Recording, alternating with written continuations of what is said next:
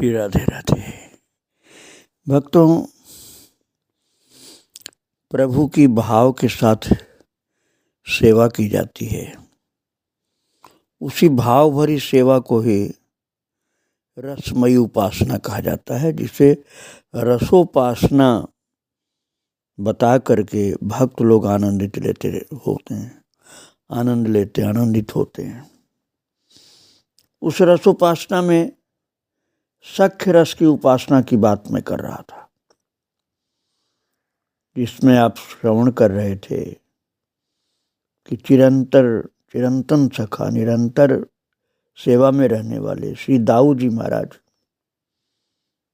अर्थात बलराम जी बाल कृष्ण की सेवा, संभाल, ख्याल, चिंतन, सजावट, खिलाना पिलाना, श्रृंगार करना, इसमें लगे रहते हैं। किंतु प्रभु का स्वभाव है ये यथा माम प्रपद्यन्ते तां तथैव भजाम्यहम्। जो मेरे लिए जैसा करता मैं उसके लिए वैसा ही भाव से, प्रेम से करता हूँ। तो दाऊ जी सेवा संभाल करते हैं, ऐसे ही बाल कृष्ण के मन में जैसे दाऊ ही इष्ट देव हैं, दाऊ ही अपने देवता हैं, और कन्हैया अपने को भक्त बना करके दाऊ को इष्ट बना करके उनकी सेवा करता है और इसी धुन में अपनी मस्त रहता है। कभी कभी तो समझ में नहीं आता है कि कृष्ण क्या कर रहा है। मैं बालक रूप में उनको देख रहा हूँ भक्तों, इसलिए कर रहा है कह रहा हूँ, कर रहे हैं नहीं कर रहा हूँ, सखा वाली दृष्टि से कह रहा हूँ। तो बाल कृष्ण बहुत तेजी से जा रहा है, चपल है ना, बहुत चपल चंचल है। अब दाऊ उसको न संभाले तो पता नहीं कहाँ कब क्या करे, कहाँ जाए। अभी स्नान करके ही भीगे वस्त्रों में ही वन में भागा जा रहा है। अब वो दाऊ ने कहा, कन्हू कन्हू कहाँ जा रहा है तू, कहाँ जा रहा है? ऐसी क्या शीघ्रता है जो भागा जा रहा है तेजी से? क्या काम आ गया तेरे पास? अब दाऊ बोले जा रहे हैं, गाय तो सब यही हैं, सखा भी सब यही हैं, कोई विचित्र घटना भी नहीं हुई, तो वन की तरफ कहाँ भागा जा रहा है? किंतु श्याम के लिए विचित्र घटना या अद्भुत वस्तुओं की कोई कमी नहीं है। इसने कोई पक्षी, कोई पशु, कोई पुष्प देख लिया, बस दौड़ पड़ा उसकी तरफ। और दाऊ पुकार रहा है कि अरे स्नान करके भीगे वस्त्रों से ही भागा जा रहा है, कपड़े तो बदल ले, लौटा लौटा, पहले वस्त्र पहन फिर कहीं जाना। अब वो दाऊ न पुकारे तो उसका छोटा भाई कितनी देर में लौटेगा, इसका कुछ ठीक ठिकाना भी नहीं है। तो महाराज वो चलते चलते ही लाला ने क्या कहा, दादा मैं आया अभी, मैं आया अभी। और महाराज यहाँ तक कि अपने केश भी नहीं सुखाए, न पोछे पानी, न कपड़े बदले, गीले कपड़े पहने, और भीगी अलकों से बूंदे झड़ रही हैं। कुंचित केश जो कन्हैया के हैं, स्नान के बाद तो अभी पोछे भी नहीं हैं, बूंदे झड़ रही हैं, और शरीर भी नहीं पोछा है। और दौड़ते ही दौड़ते पीछे मुंह घुमा करके मोहन ने हाथ उठाकर हंसते हुए कहा, और फिर आगे दौड़ गया। क्या कहा, दादा मैं आया अभी, मैं आया अभी, इतना बोल करके फिर आगे बढ़ गया कन्हैया। तो और दाऊ जी पुकार रहे हैं, लौटा लौटा, लेकिन लौटा ही नहीं। महाराज दाऊ अपनी गीली कछनी बदल रहा है, वस्त्र बदल करके छोटे भाई के वस्त्र लेकर उसके पास ही दौड़ा जाना चाहता है कि कहाँ वन में भागा जा रहा गीले कपड़े से। वास्तविकता ये है कि कृष्ण सोचते हैं कि दाऊ मेरी बहुत सेवा करता है, आज मैं ही पहले दाऊ की सेवा करूंगा, दाऊ का श्रृंगार करूंगा, पूजा करूंगा। दाऊ की सेवा पूजा कृष्ण करना चाहते हैं। अब वो सखा की भाव से कहूँगा तो कृष्ण करना चाहता है, ऐसा मैं कहूँगा। तो महाराज पुष्प लेने की शीघ्रता, पुष्प लेने की, कि पुष्पों के द्वारा आज अपने दाऊ दादा का श्रृंगार करना है। इसीलिए गीले कपड़े से ही भागा जा रहा, कपड़ा तक नहीं बदला नहाने के बाद। अब कृष्ण को देर तक भीगे वस्त्रों में नहीं रहने दिया जा सकता। दाऊ को चिंता हो रही है कि कन्हैया भीगे कपड़े से ही वन की तरफ भागा जा रहा है, न जाने क्या करेगा वन में जाके। दाऊ को अपने वस्त्र बदलने में शीघ्रता करनी है कि अपने कपड़े पहले मैं बदलूं, गीले कपड़े हटाऊं, सूखे कपड़े पहनूं। ये तो भागा जा रहा गीले कपड़े से ही।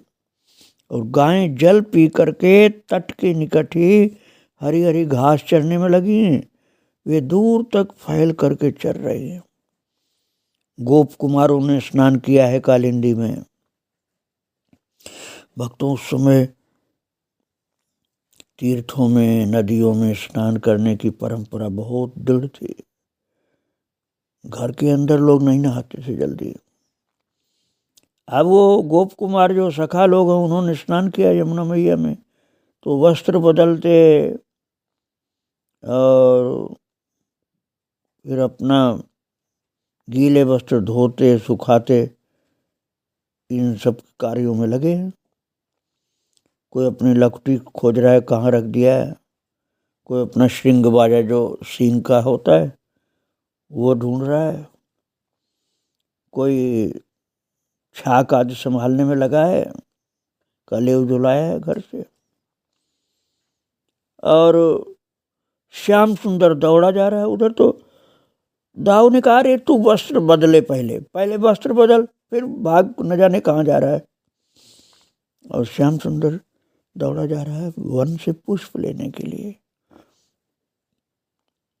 श्याम सुंदर वन से पुष्प लेकर के भागा। फिर वो कदम्ब के कई बड़े बड़े सुंदर पुष्प, यूथिका के पुष्प गुच्छ और कनेर के लाल लाल फूल, पीले फूल, लाल फूल, सब तरह के कनेर के फूल ले आया।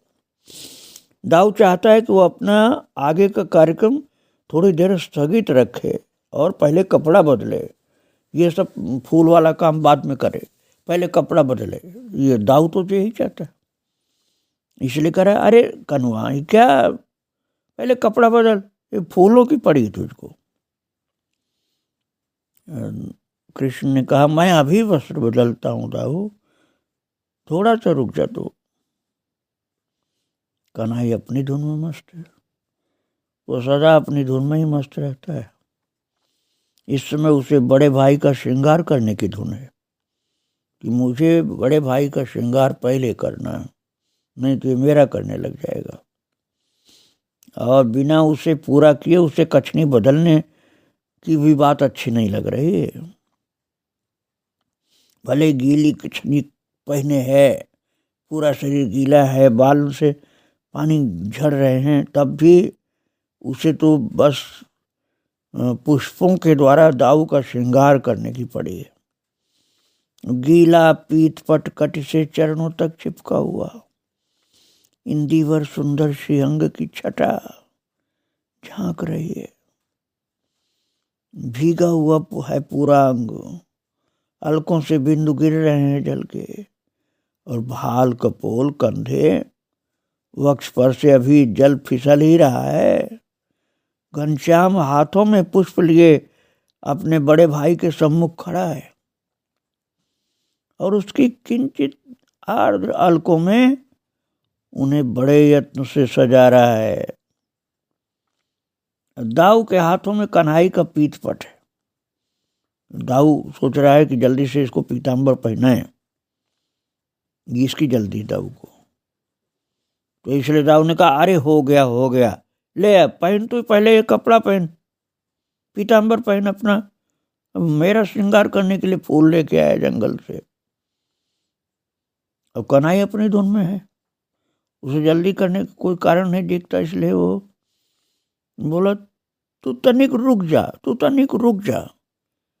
कन्हैया ने कहा दाऊ से तू तनिक रुक जा, हिल मत हिल मत हिल मत, मुझे श्रृंगार करने दे। इस तरह से दाऊ का श्रृंगार लाला करता है, कृष्ण करता, बाल कृष्ण अपने बड़े भाई दाऊ का श्रृंगार करता है। इतना भाव है उसके मन में। और केवल श्रृंगार की तक बात नहीं है, श्रृंगार तक की केवल बात बिल्कुल नहीं। अरे दाऊ नाराज हो जाए, उदास हो जाए, दुखी हो जाए तो श्याम सुंदर मनुहार भी करता है, मनाता है। आया अपने बड़े भाई के हाथ एक दिन, हाथ में हाथ लेकर पास में बैठा और कन्हैया पूछ रहा है दाऊ तू खेलता तो है नहीं, दादा तू आज उदास क्यों बैठा है? तो दादा ने कहा कि कन्हू तू खेल, मेरा जी खेलने को नहीं होता। अब दाऊ गुमसुम बैठा है आज, पता नहीं किसकी व्यथा ने उसे क्षुब्ध किया है। मोहन देखता है कि आज हठ करने से कोई लाभ नहीं है, तो इसलिए मोहन ने कहा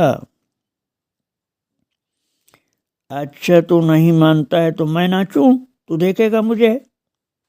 ये उपाय ढूंढा। कन्हैया ने कहा तू उदास ही बना रहेगा ऐसे, अरे मैं नाचूं तो मुझे देखेगा तू।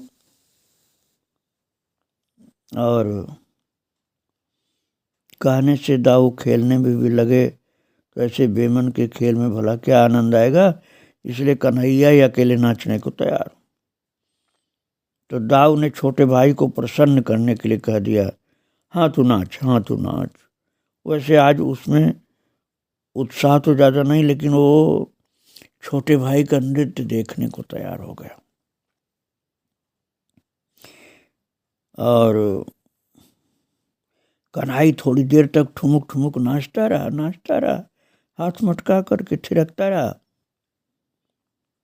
अब फिर इसके बाद बोला दादा तू आ यहाँ मेरे पास में बैठ। किंतु दादा आज ताल नहीं देता है, कन्हई थिरकता है तब भी ताली नहीं बजाता है, साथ देने को आता नहीं, प्रशंसा भी करता है तो पूरे उल्लास से पूर्ण कहाँ प्रशंसा कर रहा है।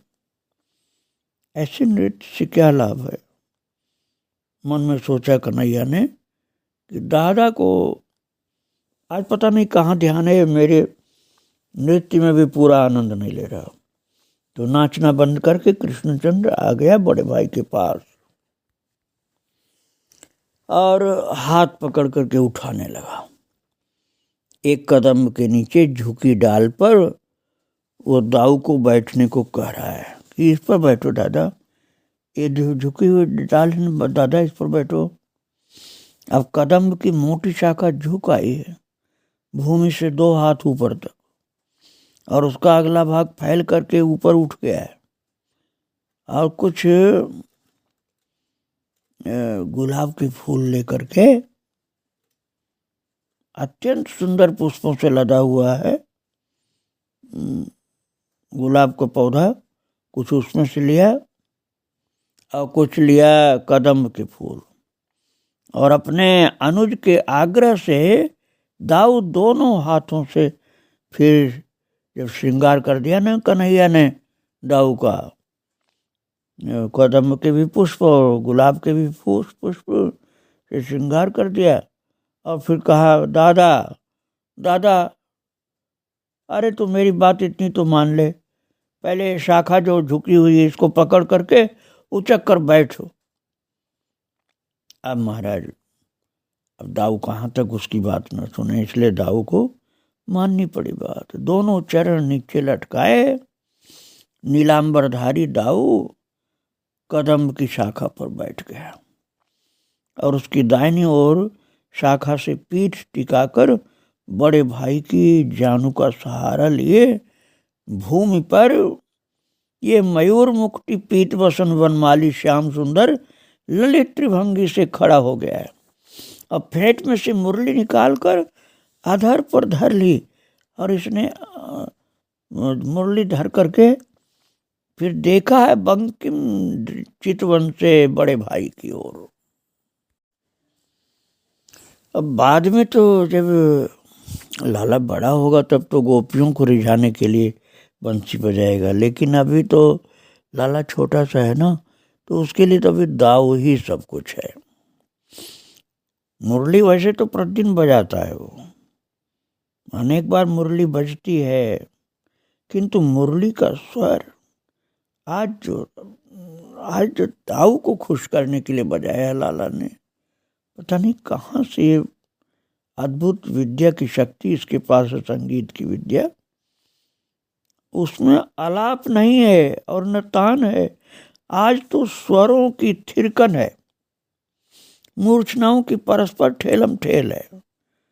आज बंसी के संगीत में भी नृत्य है। आज तो ऐसी प्यारी बांसुरी की धुन निकाल रहा है लाला कि वो लगता है कि उसकी धुन ही नृत्य कर रही है और झूम रहे हैं तरु, झुकी पड़ती हैं महाराज पत्ता पत्ता, और कोमल कोमल कलियां भी झुकी पड़ रही हैं और फड़क रहा है पत्ता जैसे नृत्य कर रहा है।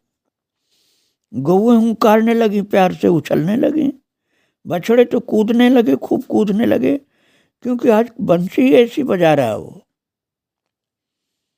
और महाराज वन पशु हिरन वो सब आकर के थिरकने लगे और मोहन के मस्तक का मयूर पिच वो झुक झुक पड़ता है दाऊ की ओर और नेत्र बार बार तिरछे हो उठते हैं।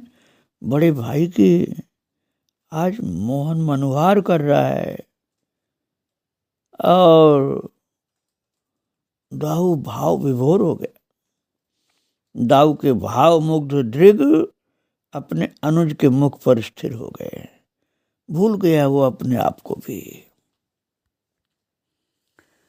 भक्तों, लाला ने ऐसी प्यार भरी मनोहार की है, आज ऐसी बंसी की तान छेड़ी है, ऐसी मुरली की मधुर स्वर में नृत्य को प्रकट किया है, ऐसी तान, ऐसी नृत्य, ऐसी स्वर लहरी प्रकट किया कि चराचर सब नृत्य करने लगे थे। बछड़े, लता पता और वन के पशु पक्षी झुंड के झुंड सब कूद रहे थे, नृत्य कर रहे थे। और वो दृश्य देख करके दाऊ को बहुत आनंद आया, इतना आनंद आया दाऊ को कि दाऊ तो भाव मुग्ध, तिरछी नेत्र से प्यार भरी दृष्टि से लाला को देखा बहुत देर तक। फिर इसके बाद दाऊ के नेत्र बंद हो गए और उसके बाद तो वो एकदम गहरे आनंद में डूब गया दाऊ। अब वो आंख नहीं खोलने को तैयार हो। लाला ने ऐसी भाव समाधि में पहुंचा दिया उसको।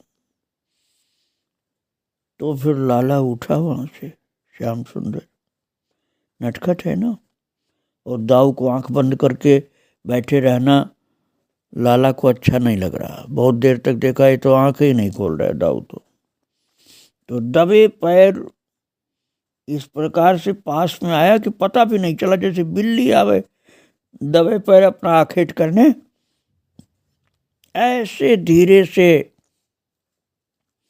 लाला आया दाऊ के पास और बोला धुम, बड़ी जोर से धुम ऐसे किया उसके कान के पास चौंकाने के लिए, विचित्र स्वर में कई कई प्रकार की आवाजें निकाली। तब दाऊ की नेत्र खुले, दाऊ के नेत्र खुल गए और नीम की शीतल छाया में बैठ करके वनश्री देखने में फिर लगा। लाला को कभी गोद में ले लेता है, कभी दुलार करता है, कभी प्यार। दोनों भाइयों में अपार प्रेम है ना।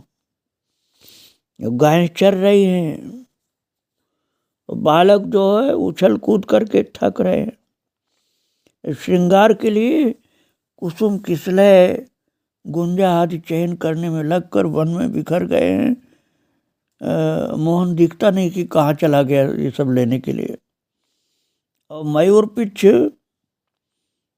लेने गया होगा ऐसा अंदाज लगाया है दादा ने।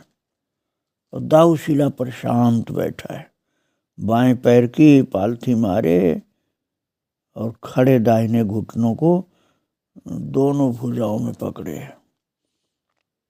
और महाराज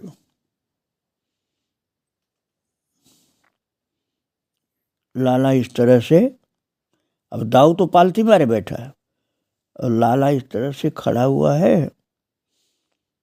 कि वो दाऊ के पास पे खड़े होकर के धीरे से वो पुष्प जो लाया है फिर से उस श्रृंगार करना चाहता है।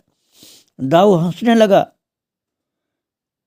और जो आवाजें निकाला ना कृष्ण ने, पशु पक्षी की आवाज, तो दाऊ जोर से हंसा। अरे कैसी कैसी आवाज तो निकाल लेता है, सिंह की भी गर्जना कर लेता है, उल्लू की आवाज निकाल लेता है, सिंह की धार निकाल लेता है, कितनी कितनी आवाज। अब जो कन्हैया ने आवाज निकाली ना अपने मुंह से, उससे दाऊ खुश हो गया, बहुत खुश। और दोनों हाथ पंजे के समान आगे किए, शरीर झुकाए, अपना सुंदर मुंह खोले, श्याम की अद्भुत छटा। अब दाऊ खुलकर हंस पड़ा। अरे ये तो कनू तू ऐसा कलाकार है, तू ऐसी आवाजें निकालता है, ऐसे लीला करता है। अरे तेरी आवाज सुन करके तो मैंने एक बार सोचा कि सिंह ही आ गया। कृष्ण बोल पड़ा, दादा डर गया, तू डर गया?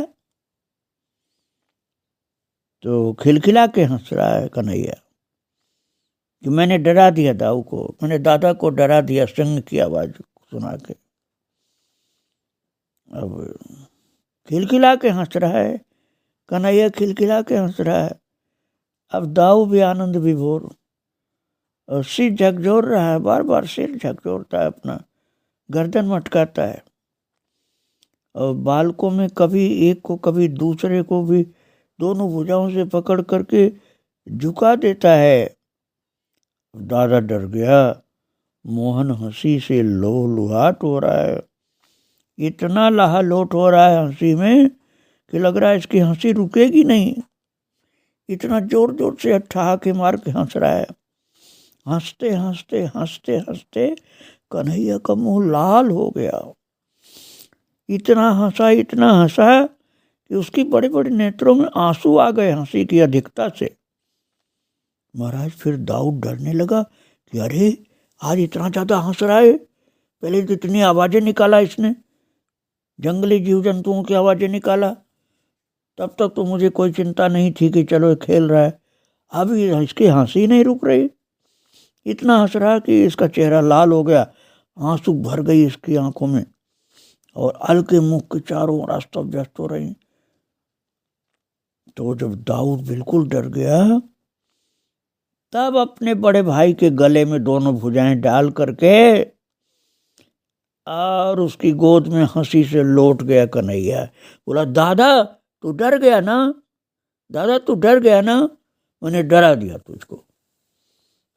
अब जो हंसना भी बंद कर दिया, अब खेलने लगा दादा की गोद में। अब दादा बहुत शांत हुआ कि अरे इसने तो बहुत नाटक किया, बड़ी लीलाएं की। अब दाऊ की शांति, आनंद, प्रीति देख करके अब कन्हई बहुत प्रसन्न हुआ कि हाँ, दादा को मैंने मनुहार कर लिए, मना लिया। अब फिर दादा ने कहा, नहीं मैं नहीं डरा, मुझे अच्छा लगा, तेरा नाटक सब अच्छा लगा मुझे। महाराज इस तरह से दादा की सेवा करता है। लाला वन के पुष्पों के द्वारा सेवा करता है, श्रृंगार करता है उसका, जैसे दादा ही उसका देवता है और ये पुजारी है। दादा को मनाता है और दाऊ को चिंता रहती कि वन में कहीं अकेले न भटक जाए, कहीं कहाँ चल देता है, बिना शरीर का कपड़ा बदले, बिना पूछे भाग जाता है, खेल कूद में इतना मत वाला होता है। तो दादा को चिंता हो जाती है अपने लाला की, अर्थात कृष्ण की।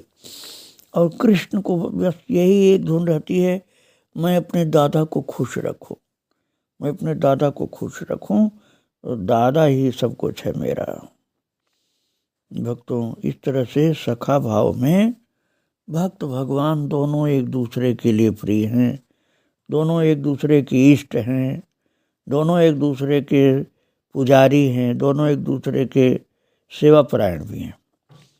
भक्त भगवान की सेवा करता है और भगवान अपने प्यारे भक्त को भी संभालते हुए सेवा प्रदान करते हैं और सेवा स्वीकार भी करते हैं। ठाकुर जी भी और भक्त भी, परस्परम भावयंता।